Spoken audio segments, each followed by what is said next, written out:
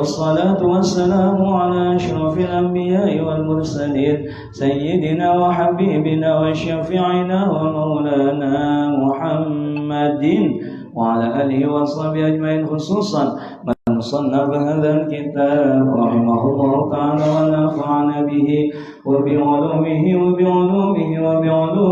في الدارين آمين. الفاتحة. أعوذ بالله من الشيطان الرجيم. بسم الله الرحمن الرحيم. الرحمن الرحيم مالك يوم الدين إياك نعبد وإياك نستعين اهدنا الصراط المستقيم غير المغضوب عليهم رب اغفر لنا ولوالدينا من الله رب العالمين. بسم الله الرحمن الرحيم. Assalamualaikum warahmatullahi wabarakatuh. Alhamdulillahilladzi faddalana ala katsirin min ibadihi al-mu'minin. Allahumma salli ala nabiyil hashimi Muhammadin wa ala alihi wa ashabihi wa sallim taslima. Ilahi anta maqsudi wa ridhaka matlubi, a'tini mahabbataka wa ma'rifatak wa a'tini ma'aka abada. Ashabal fadilah, pengurus musalla al-amanah Bapak Abdul Rahim serta stafnya. Ashabal fadilah, guru kita Kiai Haji Yusuf Akbar, mudah-mudahan beliau senantiasa dalam keadaan sehat afiah. Ashabal fadilah, para orang tua, para sepuh bini sepuh, para jamaah sekalian rahmati Allah, mudah-mudahan kehadiran kita pada malam hari ini menjadikan wasilah segala dosa dan kesalahan kita sepanjang hari ini diampuni oleh Allah Subhanahu wa taala. Amin amin ya rabbal alamin. Pertama ingin saya sampaikan terima kasih yang tak terhingga pada seluruh jamaah Majlis Teras. Alhamdulillah sudah seminggu yang lalu lah ya, ngaji tetap kemarin gak libur kan ya. Alhamdulillah berkat doa-doa dari jamaah semua, dari guru kita juga, kita bersama jamaah semuanya sehat di sana. Alhamdulillah sehat. Pulang juga ke rumah sehat, nggak ada yang hilang. Atu juga mata masih 2, tangan masih 2 gitu ya. Alhamdulillah. Kemudian kita lanjutkan kajian kita kitab Hikam Ibnu Athaillah As-Sakandari. Kemarin pertemuan yang lalu sudah membahas tentang apa? Di 61 itu siapa saja orang yang tidak mau menghadap kepada Allah dengan kelembutan Allah, kebaikan Allah, maka siap-siap dia akan diikat dengan rantai-rantai ujian. Jadi kajian kita pada 2 minggu yang lalu itu, ketahuilah kata Abu Madian bahwasanya sunnatullah sudah menjadi sunnahnya Allah. Al-istid'a, panggilan dari Allah itu. Kenikmatan itu adalah panggilan supaya kita semakin dekat. Pun begitu juga ujian yang kita terima, cobaan musibah yang kita terima juga tujuannya adalah supaya kita kembali kepada Allah. Jadi hikmah yang minggu lalu mengajarkan kepada kita bahwa apapun kenikmatan yang kita terima, tidak lain tujuannya supaya kita semakin dekat kepada Allah.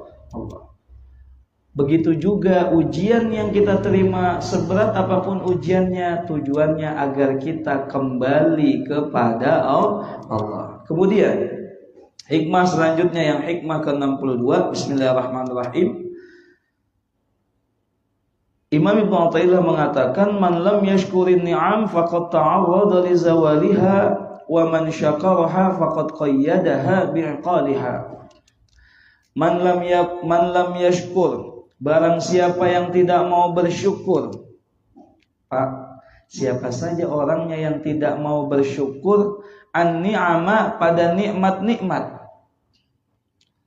faqad ta'arrada li zawaliha, maka sungguh dia telah memalingkan atau membuka pintu untuk hilangnya nikmat tersebut. Bisa dipahami ya? Siapapun kita, kalimatnya man di sini. Man itu siapa saja, mau laki, mau perempuan, mau gede, mau kecil, mau pinter, mau nggak pinter, sama aja. Mau ustadz, nggak ustadz, sama aja. Kalau dia nggak mau syukur, kata Imam Ibnu Athaillah, kalau dia tidak mau bersyukur, maka hakikatnya dia sudah membuka satu pintu untuk nikmat itu supaya hilang atau nikmatnya pergi.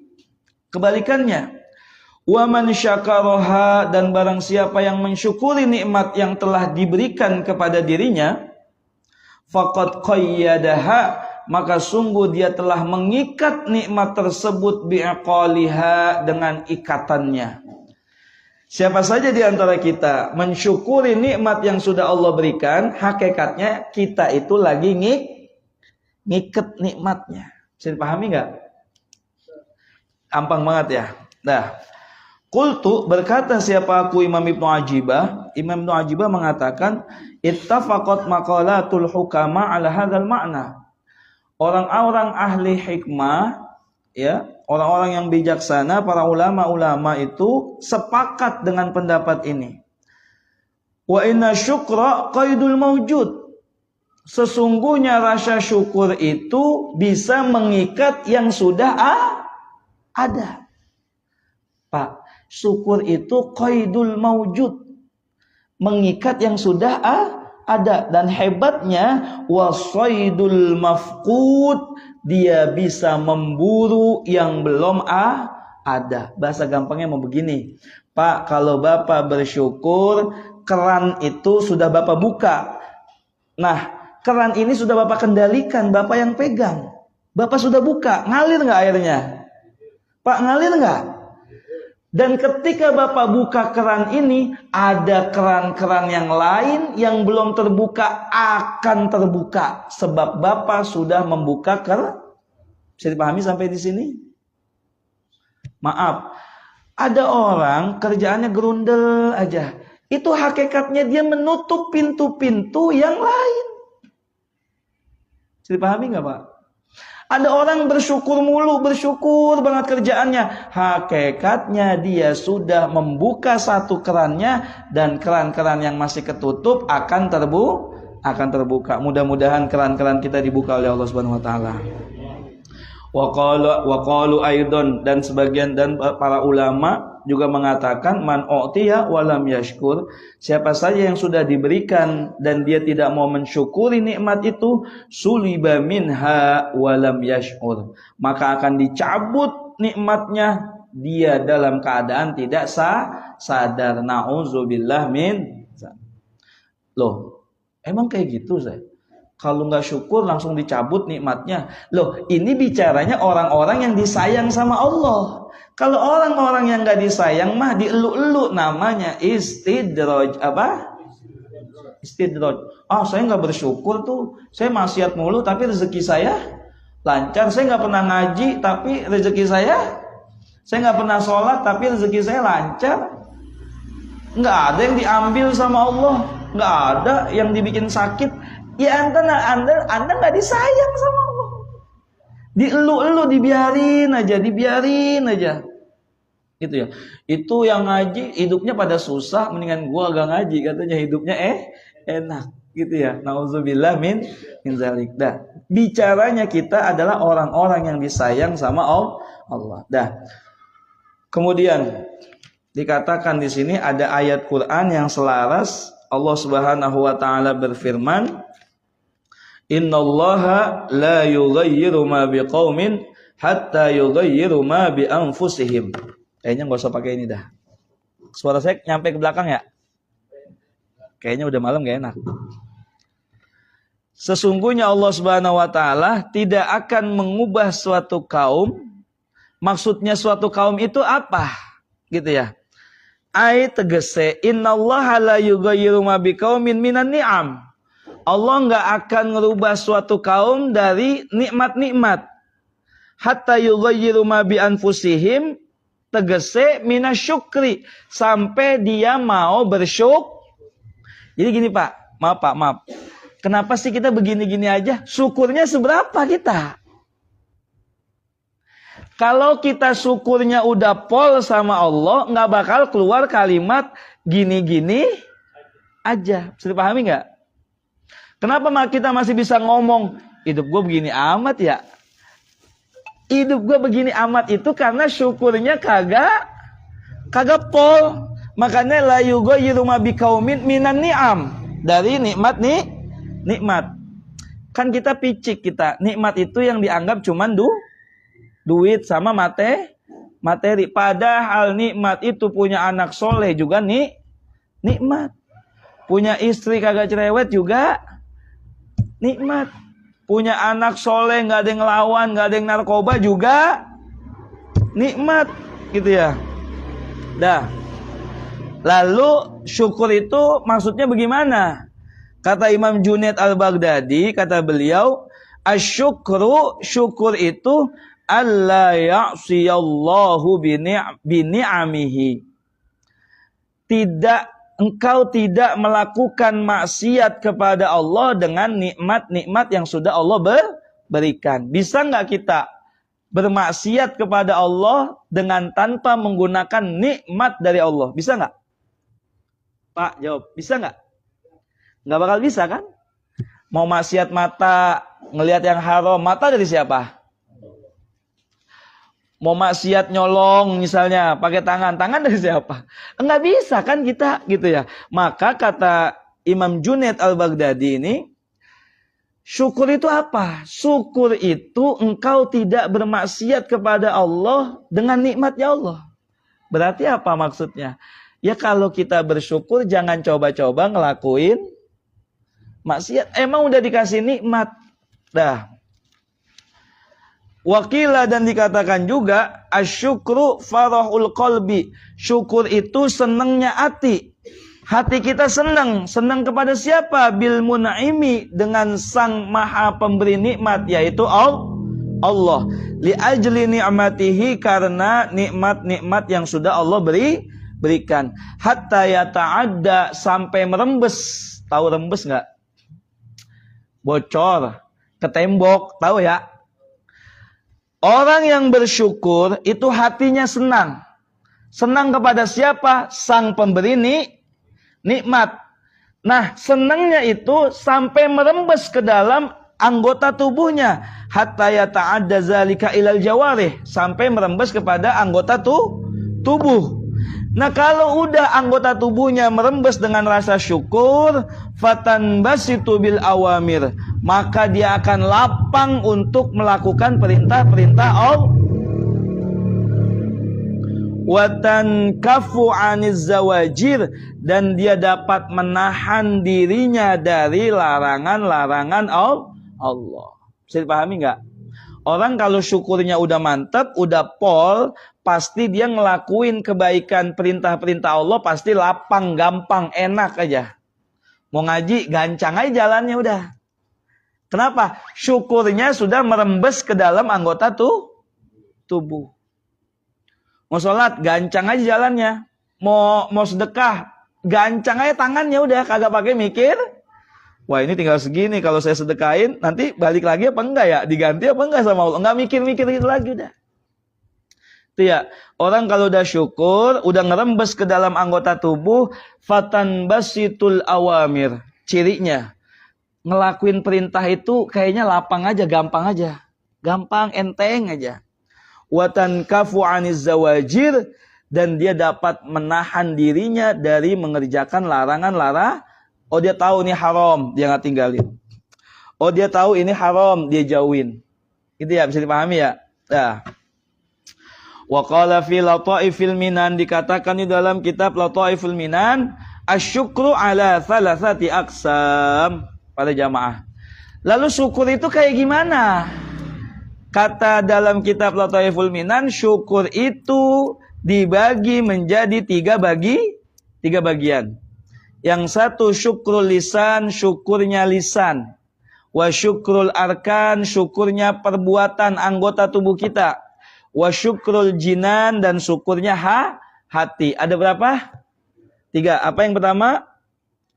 Syukurnya lisan. Yang kedua? Syukurnya arkan. Apa arkan? Anggota tubuh kita.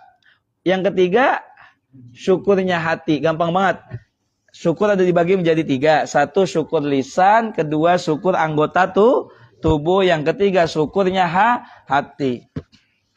Pertanyaannya, syukur lisan itu apa? Fa syukrul lisan at-tahaddusu bi ni'amillah. Syukur lisan itu cerita, ngomong, yo nyampein nikmat-nikmat Allah. Ada nggak dalilnya? Ada. Surah apa? Surah Duha ayat berapa? Ayat 11. Wa amma bini' fahad. Ayat surat Duha itu ngomong, kalau dapat nikmat ceritain. Jangan kebalikannya, giliran cerita sama teman yang kagak. Datang ke teman ngeluh mulu, ceritanya kagak enak mulu. Belum tahu dia temennya lebih kagak. Jadi syukur lisan itu cerita yang enak. Itu dulu, segitu dulu. Nanti ada keterangan selanjutnya. Yang kedua, wa syukrul arkan, syukurnya anggota tubuh itu apa? Tidak cukup bersyukur itu hanya pada lisan saja. Misalnya, alhamdulillah saya habis pergi umroh, cuman ngomong alhamdulillah doang kagak cukup. Harus ada apa? Harus ada syukrul arkan.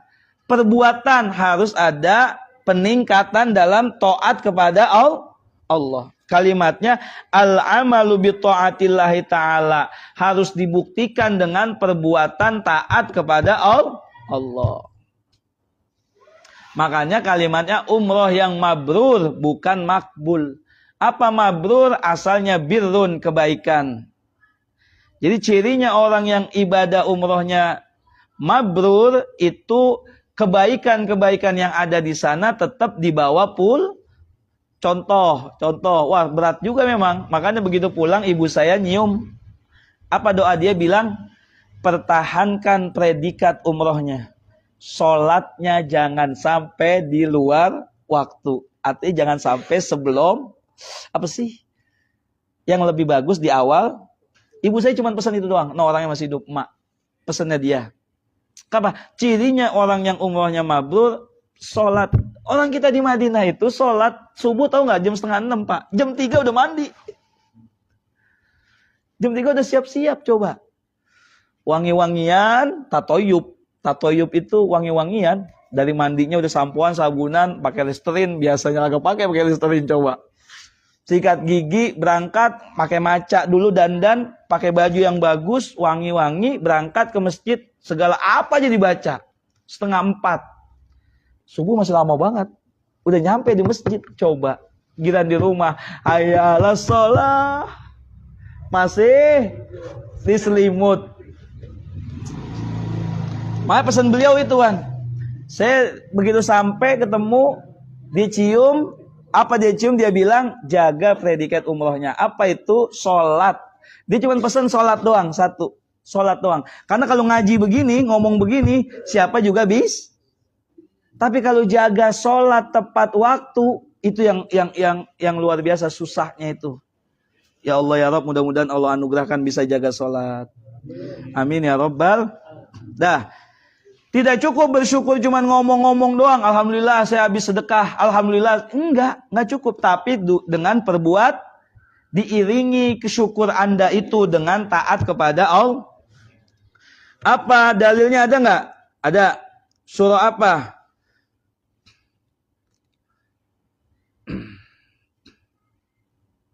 Surah Saba ayat 13. Apa Allah berfirman? I'malu ala Dawud syukra. Beramallah kalian semua wahai keluarga Daud. Karena amalmu itu adalah tanda bukti syukur kamu kepada Allah. Jadi Pak, syukur itu nggak cukup dengan nggak cukup cuman ngomong alhamdulillah, tapi dilengkapi dengan perbuatan. Artinya ya sholatnya dijaga. Perbuatan lah, amal-amal soleh semua. Taat kepada Allah, ngaji tuh. Ini syukur juga. Tanda syukur nikmat sehat, datang nah. Tapi berapa banyak orang yang sehat kagak bisa datang. Wa qalilum min ibadiyash syakur. Tuh ayat yang kemarin tuh. Dah. Kemudian yang ketiga, wa syukrul jinan. Syukurnya hati. Apa maksudnya syukurnya hati? Tidak cukup syukur lisan saja. Harus diimbangi dengan syukur arkan, perbuatan. Apakah sudah cukup? Ternyata belum. Harus disempurnakan dengan syukur yang ketiga. Syukurnya hati. Apa syukurnya hati? Bil i'tiraf bi anna kulla ni'matin bika. Karena dia harus mengakui, menyadari bahwa semua nikmat yang ada padamu, au bi ahadin minal ibad, atau pada seseorang dari hamba-hamba Allah, hiya minallah, itu adalah nikmat sumbernya dari Allah. Itu syukur hati. Gitu ya, bisa dipahami enggak? Syukur dibagi jadi berapa? 3. Yang pertama syukur lisan. Apa syukur lisan? Menceritakan nikmat-nikmat yang sudah Allah beri. Tapi menceritakannya satu, dengan tujuan memberikan pelajaran kepada orang lain, ibrah. Kedua, dengan tujuan supaya semakin dekat kepada Allah. 3, jangan ada kesombongan di dalam menyampaikan nikmat. Bisa dipahami nggak? Kan ada orang ngomong tapi tujuannya buat sombong. Ada juga orang ngomong tujuannya bukan buat sombong, tapi buat motivasi teman-temannya, ibrah. Bisa dipahami nggak? Tinggal personalnya saja yang membedakan. Oh, dia mah ngomong begitu juga emang tujuannya supaya teman-temannya niru. Oh, dia mah ngomong begitu emang dasar sombong gitu. Jadi pahami ya? Dah. Kemudian dalilnya udah jelas tadi, ayat-ayatnya jelas. Syukrul jinan itu Allah berfirman, "Wa ma bikum min ni'matin faminallah." Apapun yang ada bersama kalian, pahamilah, sadarilah, akuilah bahwa semua itu sumbernya dari Allah. Pak, Bapak bisa ngelihat dari Allah, Pak. Maaf, ada orang sombong banget. Kenapa kamu masuk surga? Ya karena ibadah saya masuk surga. Maaf, bukan karena ibadah Anda. Ibadah Anda 70 tahun, sama nikmat satu saja Allah cabut mata nih. Dicabut sama Allah satu. Maaf, dicabut satu. Atau dua-duanya dicabut sama Allah. Coba rasanya kayak apa? Bisa dipahami nggak? Jangan mata dah. Gigi dah, gigi. Waktu gigi kita sempurna nih, makan apa aja masuk nggak? Dicabut nih 2, 3, 4, 5. Banyak gigi kita. Bisa nggak makan daging punya aja? Coba. Kacang. Ayo. Ini ngaji tasawuf. Ini nyadarin kita nih. Bahwa semua ini nikmat dari. Jadi apa yang mau disombongin coba? Apa yang mau disombongin? Nggak ada. Dah. Kemudian kita persingkat. Hadis Nabi nih. Dalil yang mendukung. Yang pertama. Tahaddusu bin ni'am syukrun. Ngomongin nikmat-nikmat Allah itu adalah tanda syukur. Jadi ciri orang, Pak, ciri orang bersyukur, dia suka ngomongin nikmat Allah. Tapi jangan ini juga ya. Jangan kemana-mana cerita maksudnya. Tapi ciri orang yang gak bersyukur itu ngeluh. Apa? Jadi yang diceritain kemana-mana yang dibawa cuman keluh kesah aja. Itu ciri-ciri orang kagak bersyukur dah. Hadis Nabi yang kedua tentang arkan, tentang perbuatan. Lihat. Qoma hat annahu sallallahu alaihi wasallam qoma hatta tawarramat qadamah. Rasulullah sallallahu alaihi wasallam salat tahajud sampai kakinya bengkak. Ya Rob. Kakinya sampai bengkak. Rasul ngelakuin salat, kakinya sampai bengkak, lalu ditanya, "Atatakallafu kulla dzalik?" Apakah tidak membebani dirimu, wahai Rasul, itu yang kau lakukan itu sampai kakimu bengkak? Waqad ghafarallahu laka ma taqaddama min dzambika wa ma ta'akhkhar. Bukankah Allah sudah ngampunin dosamu yang telah lalu dan yang akan datang? Coba lihat Pak, Rasul dosanya sudah diampunin yang telah lalu dan yang akan, tapi masih sholat tahajud sampai kakinya. Kita yang dosanya belum pasti diampunin masih sholat tahajud nggak? Boro-boro sampai bengkak. Ini bukti apa? Bukti Rasulullah bilang. Lalu Rasulullah menjawab, afala an akuna abdan syakura. Afala akuna abdan syakura. Kalau bahasa Betawinya, emang kagak boleh apa? Gue jadi hamba yang bersyukur sama Allah. Pak, bayangin, Rasulullah yang dosanya sudah diampunin sama Allah, di awal dan di akhir diampunin, masih tetap bersyukur dengan cara sholat tahajud sampai kakinya cuman abis ini nggak usah dibengkak-bengkakin kakinya. Sholat tahajud 2 rakaat, sholat duha 2 rakaat, gitu aja. Itu tanda kita bersyukur. Bisa dipahami nggak? Dah. Ya Allah ya Rasul, ada ayat kemarin waktu kita di Mekah Madinah itu ngaji sama anak Azhari. Dia bilang, walau annahum, dalam ayat Quran nih, surah Nisa, walau annahum irzalamu anfusahum, seandainya mereka menzolimi diri mereka, lalu datang kepada Rasulullah, ja'uka, datang kepadamu Rasul, fastaghfaru, wastaghfara lahum Rasul, lawajadullaha tawwabar rahima. Pak, kalau ada orang zolim pada dirinya, bermaksiat, kemudian datang kepada Rasul minta ampun, lihat yang dikasih bukan ghafur, tapi tawwaban rahima. Apa maknanya tawwaban rahima? Tawwaban itu Allah nerima dia, dosanya diampunin, kemudian Allah jaga dia untuk tidak ngulangin dosa-dosa itu.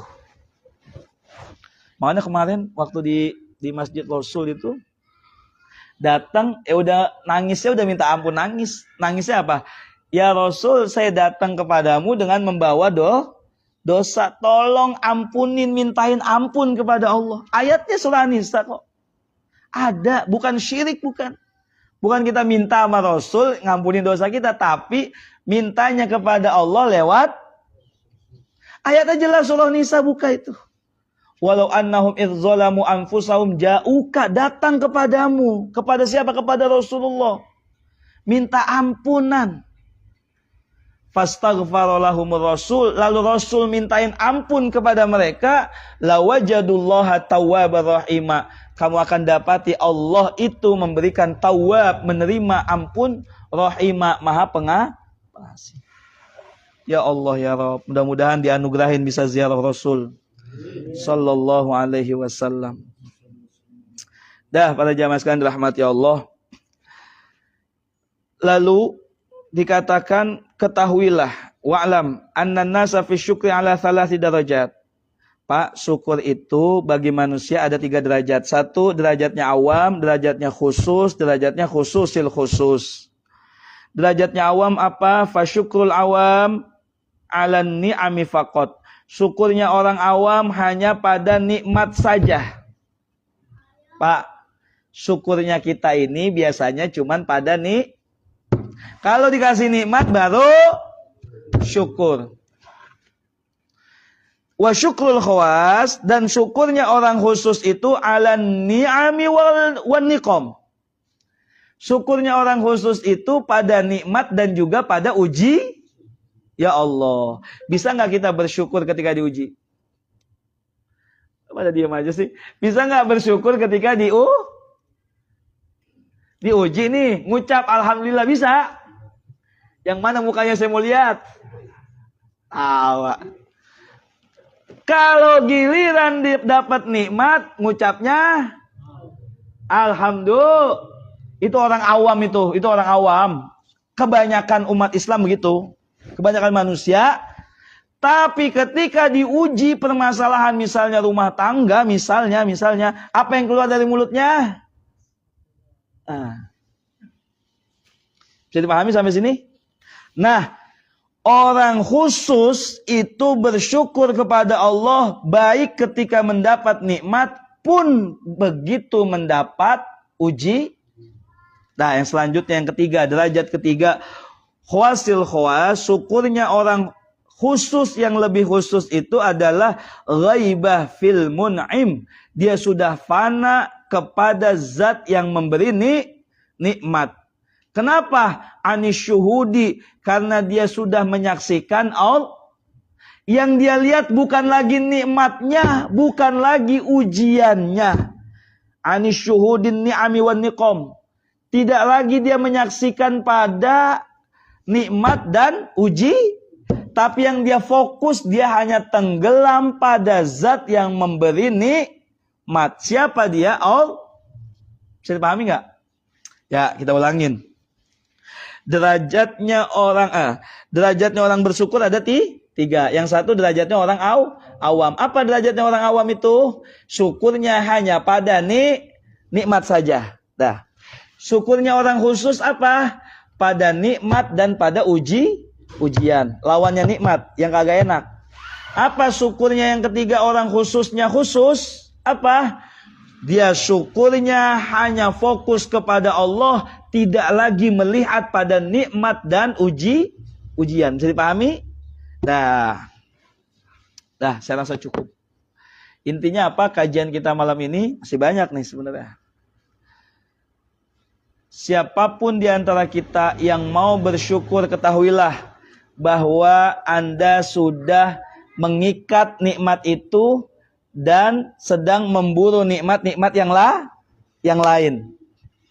Kebalikannya, siapa saja yang tidak mau bersyukur, maka ketahuilah bahwa Anda sudah membuka pintu supaya nikmat itu hilang. Dan nikmat-nikmat yang lain akan tertutup.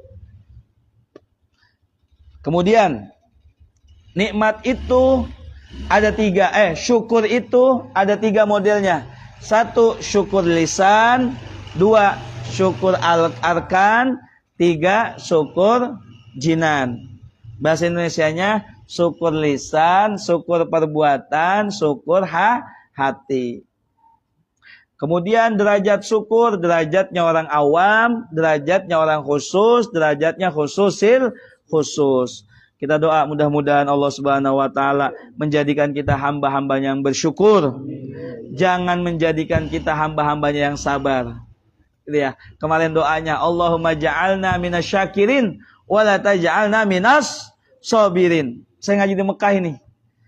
Jadikanlah kami hamba yang bersyukur, jangan jadikan kami hamba yang bersabar. Kenapa enggak mau jadi hamba yang bersabar?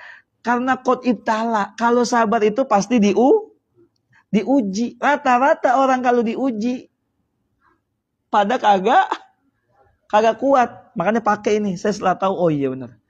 Doanya Allahumma ja'alna minasyakirin. Kalau syakirin, ya Allah jadikan kami orang yang bersyukur. Kalau orang yang bersyukur pasti diberi jadi diberi nikmat terus sama Allah.